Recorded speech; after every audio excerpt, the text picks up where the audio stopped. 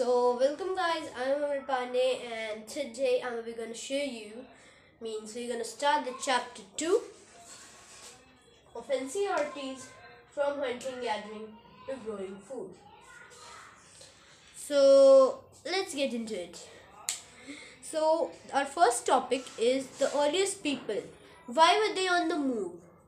On the move, I'll tell you about this on a perfect fit example which will come after 1.5 paragraph. We know about the people who lived in the subcontinent as early as 2 million years ago. Yes, there were people 2 million years ago, and that time was known as Stone Age or more earlier. So there is a point of hunter-gatherers. I'm just marking it because I'll write the definition. So mainly they got their name because they were wild. They hunted animals, caught fish, and just gathered fruits, nuts, roots, seeds. So that's why they got the name hunter-gatherers. There is one more definition on this about which I'll tell you in the last. So hunter-gatherers move from place to place. There are many reasons for this. Yes, this is the correct place where my instance would be fit. First, if they had stayed at a place for a long time, they would have been eaten up all the available supplies. Yes, and all were finished. So in instance, if we take, this is an area and these are areas. So if many people live here, so all the people will eat all supplies like chickens and hens, cows, eggs, etc. So this place would be empty. So they will move to the new place, which is this area. So like this, they were on the move, and this was the first reason. The second, animals move from place to place, search in either or small prey or in case of deer and wild cattle. Yes, this might be very difficult, little bit difficult for you to understand, but I can make it easy. First of all, there is enough space for, this is enough space for our instance. If this is an animal, and my drawing is not so good as it looks funny, but anyways, and this is our hunter gatherer or the people who lived. So they look for the correct time to kill this, like it moves here, and when it stops and starts eating here, it finds some grass. So when it starts eating, so that's the correct time for hunter-gatherers to kill that, and that's why they follow them. So this was the second reason. I think this much place is fine for the third. Third, plants and trees bear fruit in different seasons. So people may have moved from season to season in search of different kinds of plants. So I don't think I need to give any instance for this. Fourth, people, plants and animals need water to survive. Yes. Science says that every living organism requires water to stay alive. Water is found in lakes, streams and rivers, while many rivers and lakes are perennial. So here we get a new word. Once again, I'll tell you what is the meaning of this at last with all the definitions. Others are seasonal. So I think you might have been understood what I am trying to say. People living on their banks would have had to go in search of water during dry seasons, winter and summer. Yes, people who live near the seasonal rivers need to go to far places or other places or sources of water where they could get water in dry seasons only. Because without the word perennial, this paragraph is incomplete, so I'm telling the meaning, but I'll write it at last also. Perennial means the thing that sustains for a long time, means it never ends. So rivers and lakes are perennial, means they never vanish or they never, you can understand. So perennial rivers have water so that the people who live near them don't need to get water from season to season because they have a perennial source of water. So now let's go to how do we know about these people. I think we need to give some instances for that, so I'm coming after clearing the board. So yes, now let's go to the second topic about which I was talking. How do we know about these people? Archaeologists have found some of the things hunter-gatherers made and used. Yes, they used tools made of stone and bone, and they used to wear clothes of animals' flesh or skin, you can say. Yes, it is likely that people made and used tools of stone, wood, and bone, of which stone tools have survived best because stone is the because among these three materials, stone was the strongest. Some of these stone tools were used to cut meat and bone. Yes, scrape bark from trees, and hides or animal skins. Chop fruits and roots. Yes, the another use was to chop fruits or something to eat. Some may have been attached to handles of bone or wood to make spears and arrows for hunting. So here we get one new word, but I don't need to write it because spear means in Hindi we can say bhala. And arrows for hunting. Other tools were used to chop wood. Yes, because they needed wood to start a fire or to ignite a fire. Which was used as firewood. Wood was also used to make huts and tools, as the book said, means as the text written in the book says that wood was used to make huts and tools.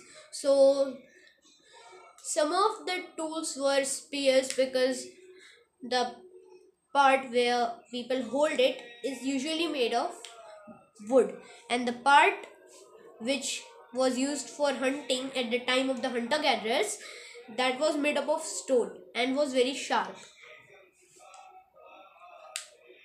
So now we are going to choosing a place to live in.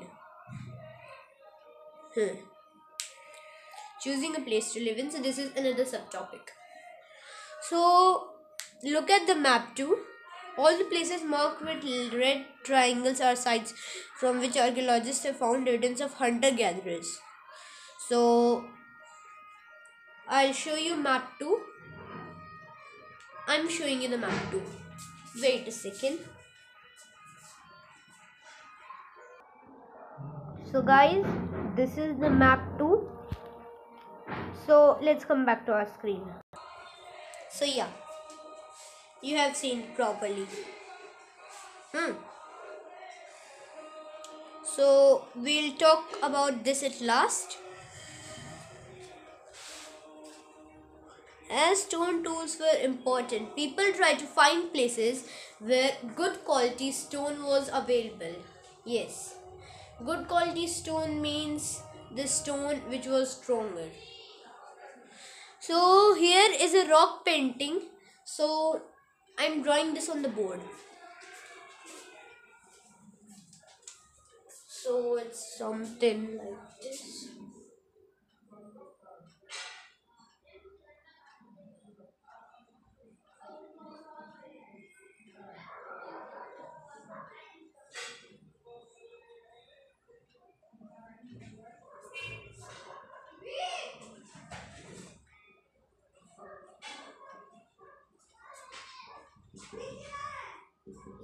Yeah. And one more thing.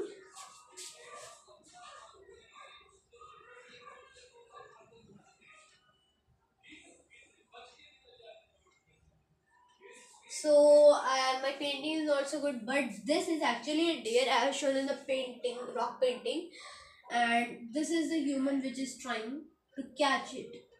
So this is the meaning of this rock painting.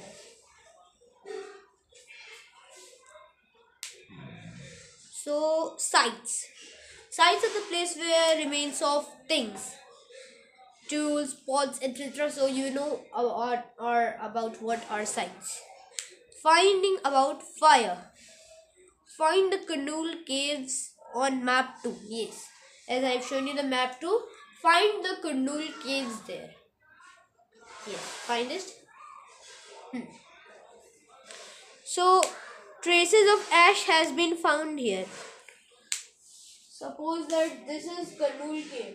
So traces of ash have been found at this point. Fire could have been used for many things as a source of light, to roast meat, and to scare away animals. Yes, scare away because animals are scared of fire, so they used torches which they made of wood, a long piece of wood, and by burning fire at that point.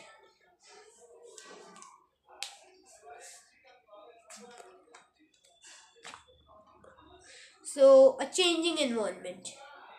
The beginning of farming in a changing environment is our next subtopic. Around 12,000 years ago, there were major changes in the climate of the world.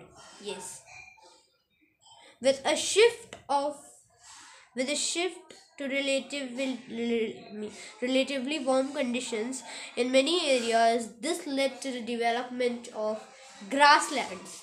So now we got once again a new word marking this. I'll talk about this at last. Grasslands. So grassland is a large area which is covered with only grasses and very short long trees. And even short long trees are very rare because they are dry grasslands. Grasslands are always dry. But they are cooler than deserts. This in turn led to an increase of a number of deers, antelopes, goats, sheep, and cattle, or animals that survived on grass, because the grasslands are filled with grasses and these animals graze on grass. Those who hunted these animals now followed them, learning about their food habits and their breeding seasons. It is likely that this helped people to start thinking about herding and rearing these animals themselves. So fishing also became an important source for fish. The beginning of farming and herding. So this is a very long area, but I am telling you it in short. So as we know about the hunter gatherers, first time no, no. First let's still beginning of farming and herding. So when people saw different types of grasses or plants, so they thought let's try planting some seeds which they found and try to cultivate them. So this was the starting of farming. So slowly they learned that how to how to means which seed is for which plant. And the story of gathering is, first they try to save those animals which are a little bit, means like cows, deers, sheep, from wild animals, because they had to eat them. So they gathered all around, means they gathered at one place and protected their cattle. So like this they became gatherers, and the story of hunters means the wild traditional way. So now you know about hunting and farming. So once again at farming, that people have found traces of food out of India. Means, yes, it means that people had learnt how to make food. Make food means to grow crops. Now let's go to a new way of life. So if you plant a seed, you will notice that it takes some time to grow. Yes, this may be for several days, weeks, months, and in some cases years. Yes, we have seen, because harsh conditions can cause years for growing that. When people begin growing plants, it means that they had to stay in the same place for a long time looking after the plants. Yes, because growing crops or looking after the plants is not easy, because it takes a long time, means approximately 3 or 4 months. So after the plants, watering and weeding, driving away from animals and birds till the grain ripened. And then the grain had to be used carefully, because at one time they were not able to cultivate more crops. So they had to use it carefully, as grain had to be stored for both food and seed. Yes, because some of the grain was left with seeds, so that part would be sown again into soil and be cultivated. So this is enough for this part of the video. So thanks for watching. I'll meet you in the second part. And first of all, I'm writing here chapter 3. No, chapter number 2, part 1. So before going, um writing those points. So I'm coming after cleaning and writing.